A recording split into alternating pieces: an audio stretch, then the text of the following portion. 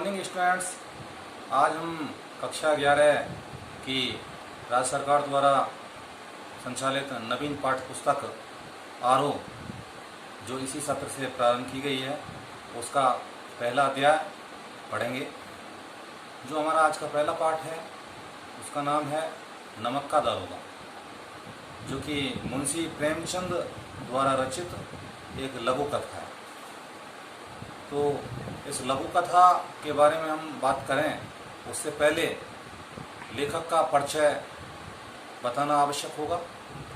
मुंशी प्रेमचंद जी का जन्म सन 1880 में उत्तर प्रदेश राज्य में वाराणसी के पास लम्ही ग्राम में हुआ था। आपका मूल नाम धनपत राय था और आपने हिंदी और उर्दू दोनों ही भाषाओं में अपनी रचनाएं लिखी। प्रारंभ में जब इन्होंने उर्दू में अपनी पहली रचना लिखी तो वो नवाब राय के नाम से लिखी थी। आपकी कुछ प्रमुख रचनाएं हैं सेवा सदन, प्रेमाश्रम, रंगभूमि, निर्मला, कायाकल्प, कवन, कर्मभूमि, गोदान जो एक चर्चित उपन्यास है इनका, सोजे वतन जो कि सोजे वतन का अर्थ होता है कि देश का दर्द, मानसरोवर 8 खंडों में, करबला संग्राम, प्रेम की देवी, कुछ विचार आदि इनकी कुछ प्रमुख रचनाएं। आपने कहानियों के साथ साथ उपन्यास भी लिखे हैं, कहानियाँ भी लिखी हैं और उपन्यास भी लिखे हैं, इसलिए उपन्यास इनके बहुत चर्चित रहे। इसलिए आपको हिंदी के इस युग में उपन्यास सम्राट के नाम से भी जाना जाता है। मुंशी प्रेमचंद का जीवन बचपन बहुत अच्छी परिस्थितियों में नहीं गुजरा। आपने अपनी स्कूली शिक्षा प्राप्त करने के बाद में बीए की शिक्षा बड़ी मुश्किल से प्राप्त की। आप अंग्रेजी में एमए भी करना चाहते थे किंतु इंग्लिश में एमए नहीं कर पाए और आप स्वतंत्रता संग्राम में महात्मा गांधी जी के साथ कूद पड़े। आपने देश में जो अराजकता है, जो वैमनस्यता है, उसके बारे में, समाज में जो गंदगी है उसके बारे में आपकी रचनाओं में एक दर्द झलकता है। ये मैंने आपको मुंशी प्रेमचंद जी के जीवन के बारे में कुछ बातें बताई। इस पाठ के बारे में बताऊं, ये पाठ जो है, इस पाठ में धर्म की धन पर जीत दिखाई गई है।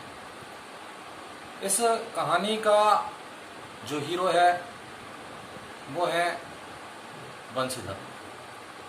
बंशीधर एक ऐसा बेरोजगार नवयुवक है जो रोजगार की तलाश में गांव से शहर की ओर आता है। जब वो अपने घर से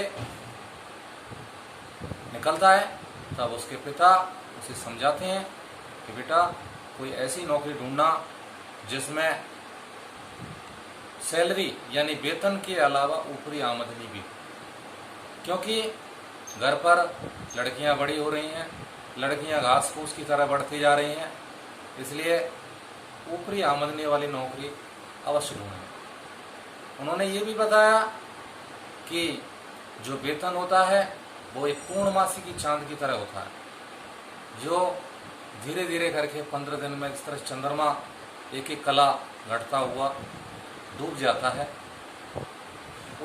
ठीक उसी प्रकार से वेतन भी महीने में एक बार ही प्राप्त होता है, जबकि ऊपरी आमदनी यानी कि रिश्वत जो होती है वो एक बहता हुआ झरना है, उससे धन की कोई कमी नहीं रहती। शहर जाने के बाद आपकी नौकरी नमक विभाग में दरोगा के पद पर लग गई, जो कि उस समय एक प्रतिष्ठित नौकरी मानी जाती थी। उस समय सरकार ने एक कानून बनाया था, जो नमक पर बहुत सारा टैक्स था, इसलिए नमक की चोरी होती थी। आपने कुछ ही दिनों में अपने अधिकारियों का मन जीत लिया क्योंकि आप बहुत कर्तव्यनिष्ठ थे। एक दिन रात को जब वो अपने घर पर सोए हुए थे और सर्दी की रात थी, अचानक उनकी आंखें खुली तो उन्होंने देखा कुछ गाड़ियों की गड़गड़ाहट की आवाज़ आ रही। आपने तुरंत कपड़े पहने और जेब में तमंचा रखकर सवार होकर के पुल की ओर बढ़ गए और देखा पुल पर होकर कुछ गाड़ियों का काफिला जा रहा था। उस काफिले को रोककर उन्होंने पूछा कि ये गाड़ियाँ किसकी हैं।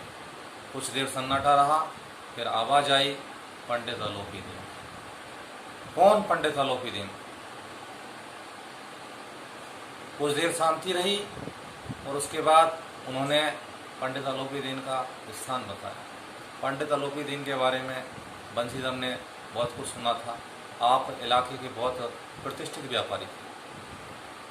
उन्होंने पूछा कि इन गाड़ियों में क्या लदा है, तो किसी ने कुछ भी नहीं बताया। उन्होंने पास जाकर के उस बोरे को टटोला तो उसमें नमक के ढेले थे। समझते देर ना लगी कि नमक की कालाबाजारी हो गई। नौकर चाकर दौड़े दौड़े पंडित अलोपीदीन के पास गए और अलोपीदीन जी बड़े निश्चिंत भाव से पान खाते हुए उनके पास आए और बोले जी ऐसी हमसे क्या गलती हुई जो हमारी गाड़ियां रोक दी गई। उन्होंने कहा सरकारी हुक्म। उन्होंने कहा हम किसी सरकारी हुक्म को नहीं जानते, हमारी सरकार तो आप हो। बाबूजी आशीर्वाद कहिए। पंडित अलोपीदीन ने धन का लालच देकर बंसीधर को खरीदना चाहा, पर बंसीधर टस से मस नहीं। सौदा बढ़ता गया और 25,000 तक की नौबत आ गई, पर बंसीधर ने उस धन को स्वीकार करने से मना कर दिया और अलोपीदीन को गिरफ्तार करके कोर्ट में ले जाया गया, कचहरी में ले जाया गया। तो कहते हैं कि दुनिया सोती थी पर दुनिया की जीभ जागती थी, यानी कि पूरे कस्बे में इस बात की चर्चा थी कि कर्तव्यनिष्ठ नवयुवक ने पंडित अलोपीदीन को गिरफ्तार किया। किंतु कचहरी में जाने की देर थी, वकीलों की फौज खड़ी हो गई, धन के आगे न्याय नतमस्तक हो गया और पंडित अलोपीदीन को रिहा कर दिया गया। कुछ ही दिन बाद बंसीधर को नौकरी से मुलतवी कर दिया गया, यानी उन्हें सस्पेंड कर दिया गया। आप घर पहुँचे तो पिता ने सिर पकड़ लिया और बोले क्या तुम्हें इसीलिए भेजा था? ऐसी धर्मपरायणता की क्या आवश्यकता थी? कुछ ही दिन बाद पंडित अलोपीदीन का रथ उनके घर पर आकर रुका। उनके पिताजी मुंशी जी पंडित अलोपीदीन की अगवानी करने दौड़े और बोले लड़का नासमझ है, उसको कुछ समझ में ही नहीं आया, इसीलिए आपके साथ इतनी बदसलूकी की। इतने में बंसीधर भी बाहर आ गए। पंडित अलोपीदीन उनसे बोले कि मैंने बहुत लोग देखे पर जो धन के आगे झुक गए, पर तुम्हारी कर्तव्यनिष्ठता और धर्मपरायणता के आगे मैं नतमस्तक हूँ। उन्होंने एक कागज़ निकाल करके उनको दिया और अपनी सारा कारोबार जो था उसका मैनेजर उन्हें नियुक्त किया। उनका कलम लीजिए बाबूजी और इस पर दस्तखत कीजिए, इस नौकरी को स्वीकार कीजिए, परंतु आपसे एक निवेदन है कि आप बोई नदी के पुल के किनारे वाले कर्तव्यनिष्ठ धर्मपरायण दरोगा बने रहे। बंसीधर की आंखें डबडबा आईं। पंडित अलोपीदीन जी ने उन्हें गले से लगा लिया। तो ये एक कहानी थी जो धर्म की धन पर जीत को प्रदर्शित करती है। यहाँ आगे हम एक वीडियो क्लिप आपको दिखाना चाहेंगे। आप उस वीडियो क्लिप को ध्यान से देखिएगा और उसको देखने के बाद आप इस कहानी के बारे में आपके जो भी विचार हैं वो मुझे अपने ऑडियो या टेक्स्ट मैसेज के जरिए व्हाट्सएप पर पर्सनली भेजिए। Thank you. जय। नमक का दारोगा। हर व्यक्ति में अच्छाई और बुराई दोनों ही होते हैं, लेकिन जब हम अपनी बुराइयों पर विजय प्राप्त कर लेते हैं तो हमारा हृदय निष्कपट हो जाता है। आइए प्रेमचंद द्वारा रचित इस कहानी के माध्यम से असत्य पर सत्य की और धन की ताकत पर ईमानदारी की जीत को देखें और समझें। जब नमक का नया विभाग बना और ईश्वर प्रदत्त वस्तु के व्यापार करने का निषेध हो गया तो लोग चोरी छिपे इसका व्यापार करने लगे। इसके दारोगा पद के लिए तो वकीलों का भी जी ललचाता था। वंशीधर रोजगार की खोज में निकले। उनके पिता एक अनुभवी व्यक्ति थे। समझाने लगे, बेटा, घर की दुर्दशा देख रहे हो, ऋण के बोझ से दबे हुए हैं। लड़कियां विवाह योग्य हो गई हैं। नौकरी में ओहदे की ओर ध्यान मत देना। ऐसा काम ढूंढना जहां कुछ ऊपरी आय हो। मासिक वेतन तो पूर्णमासी का चांद है, जो एक दिन दिखाई देता है और घटते घटते लुप्त हो जाता है। ऊपरी आय बहता हुआ स्रोत है, जिससे सदैव प्यास बुझती है। वंशीधर एक आज्ञाकारी पुत्र थे। उन्होंने ये बातें ध्यान से सुनी और घर से चल पड़े। अच्छे शगुन से चले थे। जाते ही नमक विभाग के दारोगा पद पर प्रतिष्ठित हो गए। वेतन अच्छा और ऊपरी आय का तो ठिकाना ही ना था। वृद्ध मुंशी जी को जब यह सुखद समाचार मिला तो फूले ना समाये। सर्दियों के दिन थे और रात का समय था। नमक के सिपाही, चौकीदार सभी नींद में मस्त थे। मुंशी वंशीधर को यहां आए अभी 6 महीने से अधिक ना हुए थे, लेकिन इस थोड़े से समय में ही उन्होंने अपनी कार्यकुशलता और उत्तम आचार से अफसरों को मोहित कर लिया था। नमक के दफ्तर से 1 मील पूर्व की ओर जमुना बहती थी। उस पर नाव का एक पुल बना हुआ था। दारोगा जी अभी मीठी नींद सो रहे थे कि अचानक आंख खुली तो नदी के प्रवाह की जगह गाड़ियों की गड़गड़ाहट सुनकर उठ बैठे। इतनी रात गए गाड़ियां नदी के पार क्यों जाती हैं? अवश्य कुछ न कुछ गोलमाल है। वर्दी पहनी, तमंचा जेब में रखा और बात ही बात में घोड़ा बढ़ाए हुए पुल पर आ पहुंचे। गाड़ियों की एक लंबी कतार पुल के पार जाती देखी। डांट कर पूछा, किसकी गाड़ियां हैं? थोड़ी देर तक सन्नाटा रहा। आदमियों में कुछ कानाफूसी हुई। तब आगे वाले ने कहा, पंडित अलोपीदीन की। कौन पंडित अलोपीदीन? दातागंज के। मुंशी वंशीधर चौंके। पंडित अलोपीदीन इस इलाके के सबसे प्रतिष्ठित जमींदार थे। लाखों रुपए का लेन देन करते थे। इधर छोटे से बड़े कौन ऐसे थे जो उनके ऋणी ना हो? मुंशी जी ने पूछा, गाड़ियां कहां जाएंगी? उत्तर मिला, कानपुर। लेकिन यह प्रश्न करते ही कि इनमें क्या है, सन्नाटा छा गया। दारोगा साहब का संदेह और बढ़ा तो उन्होंने घोड़े को एक गाड़ी से सटाकर बोरे को टटोला। भ्रम दूर हो गया। ये नमक के ढेले थे। पंडित अलोपीदीन अपने सजीले रथ पर सवार चले आ रहे थे। अचानक कई गाड़ीवानों ने घबराते हुए आकर कहा, महाराज, दारोगा ने गाड़ियां रोक दी हैं और घाट पर खड़े आपको बुलाते हैं। पंडित अलोपीदीन का लक्ष्मी पर अखंड विश्वास था। न्याय और नीति सब लक्ष्मी के ही खिलौने हैं। इन्हें वे जैसा चाहती हैं नचाती हैं। लेटे लेटे गर्व से बोले, चलो हम आते हैं। यह कहकर पंडित जी ने बड़ी निश्चिंतता से पान खाया और फिर लिहाफ ओढ़े हुए दरोगा के पास आकर बोले, बाबूजी, आशीर्वाद कहिए। हमसे ऐसा कौन सा अपराध हुआ कि गाड़ियां रोक दी गईं? वंशीधर रूखे स्वर में बोले, सरकारी हुक्म। अलोपीदीन ने हंसकर कहा, हम सरकारी हुक्म को नहीं जानते और ना सरकार को। हमारे सरकार तो आप ही हैं। हम कभी आपसे बाहर हो सकते हैं भला? आपने व्यर्थ ही कष्ट उठाया। यह तो हो ही नहीं सकता कि हम इधर से जाएं और आपको भेंट ना चढ़ाएं। अलोपीदीन की बातें सुनकर वंशीधर कड़क कर बोले, हम उन नमक हरामों में नहीं हैं जो कौड़ियों पर अपना ईमान बेचते फिरते हैं। आप इस समय हिरासत में हैं। आपका कायदे के अनुसार चालान होगा। मुझे अधिक बातों की फुर्सत नहीं है। जमादार बदलू सिंह, तुम इन्हें हिरासत में ले चलो। मैं हुक्म देता हूं। पंडित अलोपीदीन स्तंभित हो गए। ऐसा अपमान इससे पहले उन्होंने कभी ना सहा था।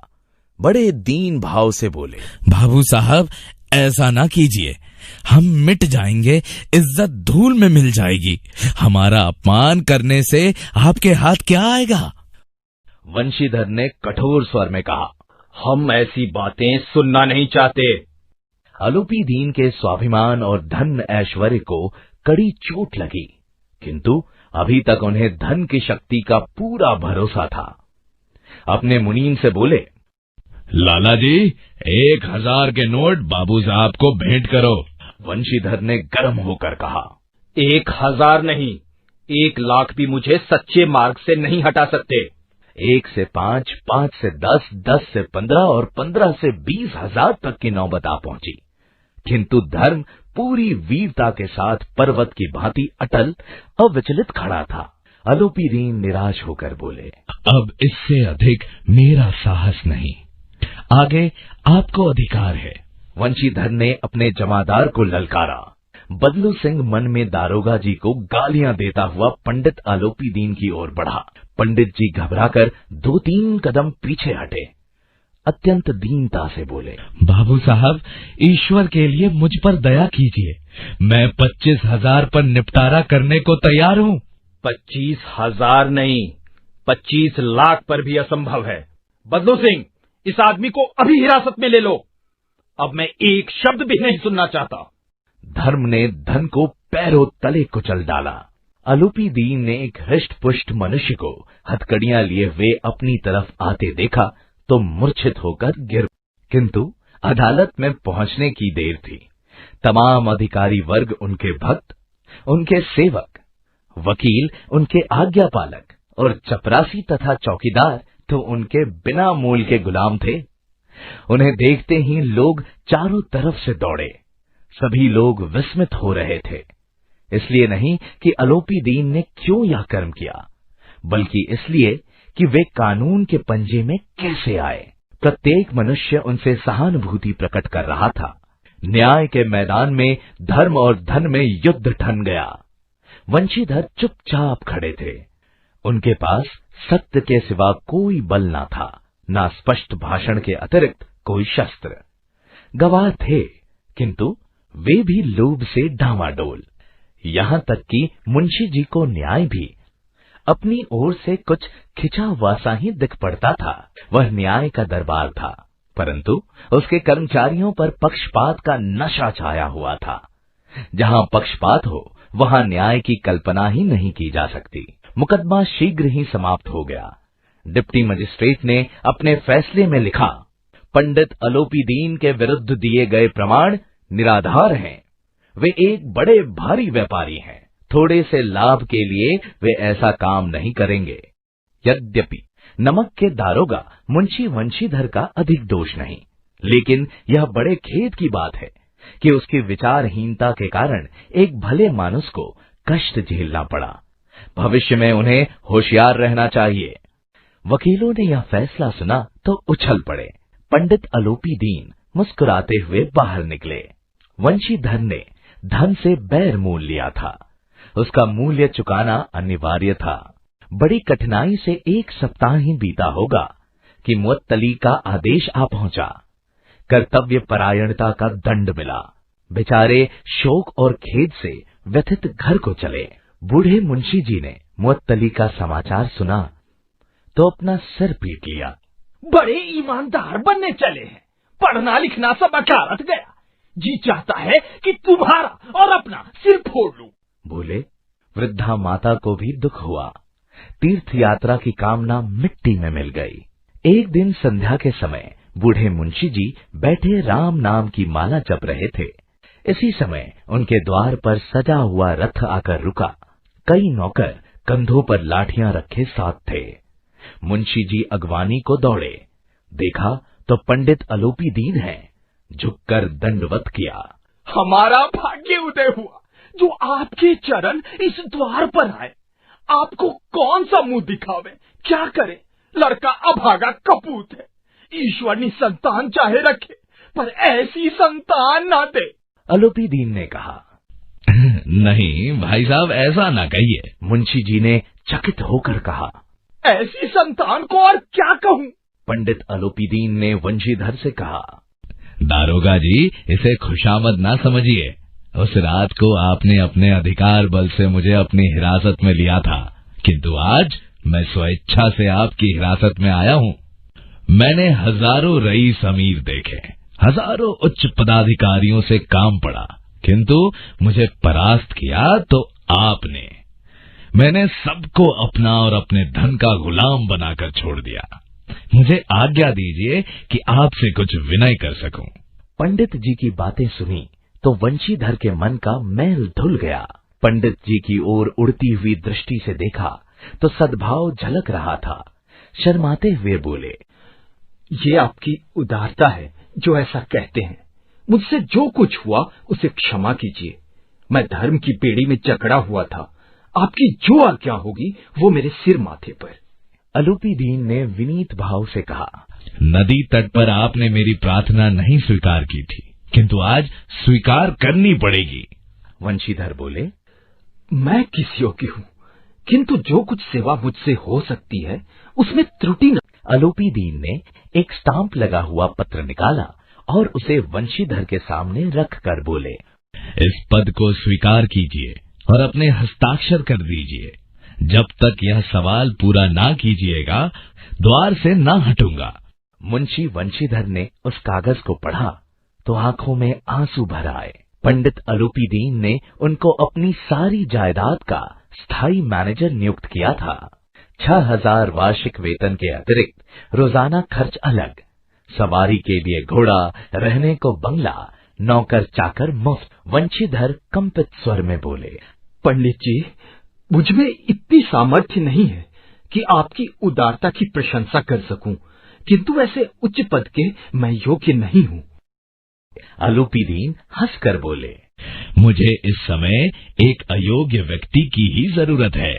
अलोपीदीन ने कलम निकाली और उसे वंशीधर के हाथ में देकर बोले, ना मुझे विद्वता की चाह है, ना अनुभव की, ना कार्य कुशलता की। इन गुणों का परिचय खूब पा चुका हूँ। अब सौभाग्य ने मुझे वह मोती दे दिया है जिसके सामने योग्यता और विद्वता की चमक फीकी पड़ जाती है। यह कलम लीजिए और हस्ताक्षर कर दीजिए।